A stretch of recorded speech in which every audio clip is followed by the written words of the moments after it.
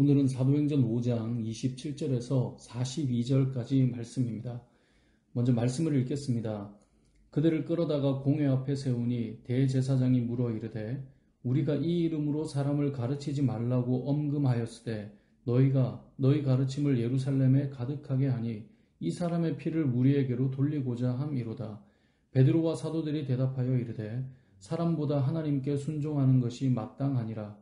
너희가 나무에 달아 죽인 예수를 우리 조상의 하나님이 살리시고 이스라엘에게 회개함과 죄 사함을 주시려고 그를 오른손으로 높이사 임금과 구주로 삼으셨느니라. 우리는 이 일의 증인이요 하나님이 자기에게 순종하는 사람들에게 주신 성령도 그러하니라 하더라.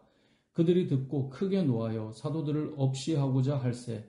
바리새인 가말리엘은 율법 교사로 모든 백성에게 존경을 받는 자라.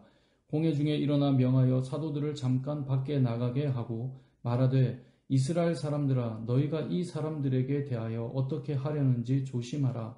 이전에 드다가 일어나 스스로 선전하며 사람이 약 400명이 따르더니 그가 죽임을 당하며 따르던 모든 사람들이 흩어져 없어졌고 그 후 호적할 때에 갈릴리의 유다가 일어나 백성을 꿰어 따르게 하다가 그도 망한즉 따르던 모든 사람들이 흩어졌느니라.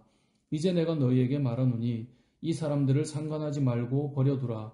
이 사상과 이 소행이 사람으로부터 났으면 무너질 것이요 만일 하나님께로부터 났으면 너희가 그들을 무너뜨릴 수 없겠고 도리어 하나님을 대적하는 자가 될까 하노라 하니 그들이 옳게 여겨 사도들을 불러들여 채찍질하며 예수의 이름으로 말하는 것을 금하고 놓으니 사도들은 그 이름을 위하여 능욕받는 일에 합당한 자로 여기심을 기뻐하면서 공회 앞을 떠나니라. 그들이 날마다 성전에 있든지 집에 있든지 예수는 그리스도라고 가르치기와 전도하기를 그치지 아니하니라. 아멘. 일반적으로 사람들은 언제 기뻐합니까? 일이 잘 풀렸을 때나 성과가 있을 때. 아니 좀 더 1차원적으로 말을 해볼까요? 돈을 많이 벌었을 때, 승진했을 때, 회사 가는 길에 운전하는데 신호가 계속 잘 풀렸을 때, 우리 뭔가 일이 잘 풀리고 또 이익을 얻게 되거나 뭔가 좋은 결과가 찾아올 때 기쁨이 찾아옵니다. 그런데 또 다른 종류의 기쁨이 있습니다. 일이 잘 풀리지 않고 오히려 어려움을 당하고 이익이 아니라 손해를 당하고 심지어 내 자존심을 상하는 일이 찾아왔는데도 기쁜 경우가 있더라는 겁니다. 언제 그렇습니까? 내가 사랑하는 것 때문에 어려움을 당할 때, 그 어려움을 통해 내 사랑이 증명되고 있을 때, 그러니까 결과적으로는 힘겹지만 그 안에 기쁨이 있는 것입니다. 사랑하는 사람이나 사랑하는 일 때문에 희생을 할 때 그 희생을 통해 내 사랑이 증명되지 않습니까? 그래서 우리는 그 희생 속에서도 기쁨을 가지게 되는 것이죠. 오늘 본문에 등장하는 사도들의 심정이 딱 그랬습니다. 본문 41절을 보세요.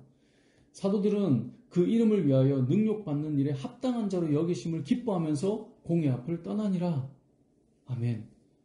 사도들은 예수님의 이름으로 인해서 능욕을 받았어요. 근데 그게 감격스러운 거예요.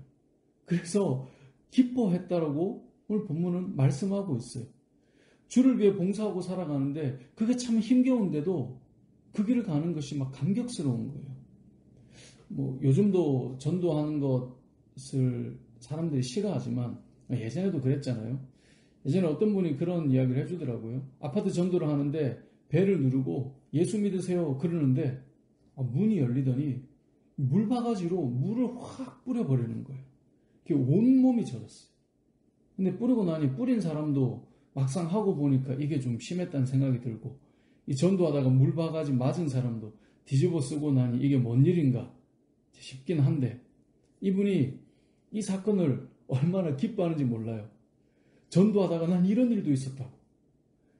그분이 나중에 그 집에 전도를 해서 그 집이 교회를 다니게 됐는지 안 다니게 됐는지를 잘 모르겠어요. 아무튼 물바가지만 기억나요. 그분에게 그게 너무 감격스러운 거예요. 내가 주를 위해 살 때 이런 어려운 일도 있었다고. 사랑하는 성도 여러분, 예수님을 사랑하십니까? 그렇다면 예수님으로 인해 받는 고통과 힘겨움이 여러분에게 기쁨이 되고 있습니까? 여러분들이 주님을 위해 복음을 전하고 헌신하고 봉사하는 그 일들을 볼 때 아니 어떻게 저렇게 살아갈 수 있냐고 누군가 물을 때 아니 이것이 어떻게 감격스럽지 않을 수 있냐고 오히려 우리는 그런 말을 할 수 있는 그런 삶. 여러분들은 어떻습니까? 내가 예수님을 믿는 것 때문에, 복음의 삶을 사는 것 때문에 나에게 오는 핍박과 어려움이 나에게 오히려 감격스러워지는 사도들의 삶처럼, 이 41절의 사도들, 그 이름을 위하여 능력받는 일에 합당한 자로 여기심을 기뻐하면서 공회 앞을 기쁨으로 떠나왔잖아요. 그 자리를 떠날 때 기뻐하며 떠난 것처럼 우리도 이렇게 주를 위한 삶을 살아가길 소망합니다. 이런 삶을 살기 위해 우리가 가져야 될 마음, 자세가 있다면 29절 말씀입니다. 29절에 보면 사도들이 이렇게 고백합니다. 사람보다 하나님께 순종하는 것이 마땅하니라. 오늘 본문의 앞부분을 보면 공회 앞에 잡혀가서 사도들은 협박을 당하고요. 더 이상 예수의 이름을 전하지 말라고 단단히 주의를 받고 있어요. 근데 그때 이들이 했던 말이거든요. 우리가 사람보다 하나님께 순종하는 것이 마땅하다. 사람이 누굽니까? 너희가 우리를 위협한다 해도, 너희가 우리를 겁박한다 해도 너희의 말을 듣는 것보다 하나님께 순종하는 것이 마땅하다. 사도 바울은 갈라디아서 1장 10절에서 이렇게 고백합니다. 이제 내가 사람들에게 좋게 하랴 하나님께 좋게 하랴 라고 말하며 하나님을 기쁘시게 하는 삶을 살겠다고 고백하잖아요. 당장은 사람의 위협처럼 어려워질까 두려울 수도 있고요. 당장은 사람들이 기뻐해야 일이 좀 풀린다라고 생각할지 모르나 저와 여러분의 삶은 결국은 하나님께 순종하는 삶이 되어야 되고 하나님을 기쁘시게 하는 삶이 되어야 합니다. 그리고 그때에 저와 여러분의 삶 속에 하나님의 역사를 경험하게 될 것입니다. 말씀을 맺겠습니다. 하나님을 기쁘시게 하는 삶을 살아가길 소망합니다. 특별히 주님의 이름을 위해서 능력받는 일에 합당한 자로 여기심을 기뻐하며 공회 앞을 떠나 나온 사도들처럼, 그리고 변함없이 주의 이름을 날마다 선포했던 그 사도들처럼 저와 여러분의 삶도 기꺼이 주님의 고난에 참여하는 것으로 즐거워하며 우리를 사랑하신 주님의 그 십자가의 사랑에 우리가 반응하며 그것으로 인해 찾아오는 고난이 우리에게 기쁨이 되고 감격이 되어 그런 믿음의 삶을 살아가는 저와 여러분 되시길 주님의 이름으로 축복합니다. 아멘.